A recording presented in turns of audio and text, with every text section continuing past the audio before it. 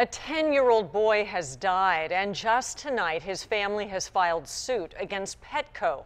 They say Petco sold the family a diseased pet.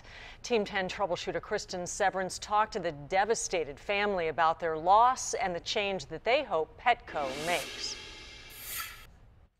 10-year-old Aiden Pankey loved his family, his friends, and his pet rat Oreo. If he wanted to do something, he'd pop her on her shoulder, and that little rat would hang on. It was like she was saying, "All right, let's go, Dad." Aiden wanted Oreo to have baby rats, but first she needed a partner. He asked if we could stop and look at Petco. They bought a male rat from the Carmel Mountain Petco and named him Alex. One of the things he loves most, his rat, ended up in him dying because the rat, we found out later, that we bought had rat bite fever. Rat bite fever is an infectious disease that can be caused by 2 different bacteria. It can kill you if it's not treated. It's a rare disease, mostly from bites, scratches, or just handling an infected rodent.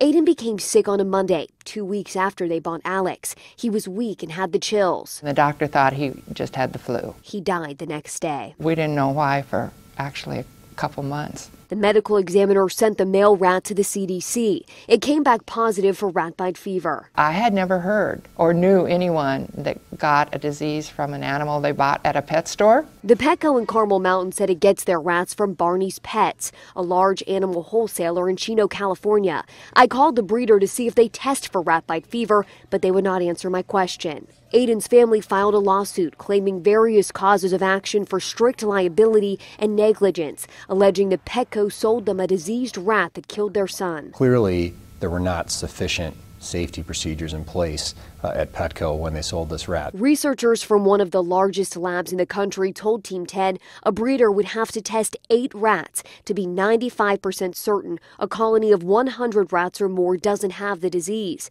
It would cost $40 per rat to test for rat bite fever. A rat costs from $6 to $11. Aiden's death has destroyed the family. Aiden's father says he can't eat, sleep, or work. He was my family.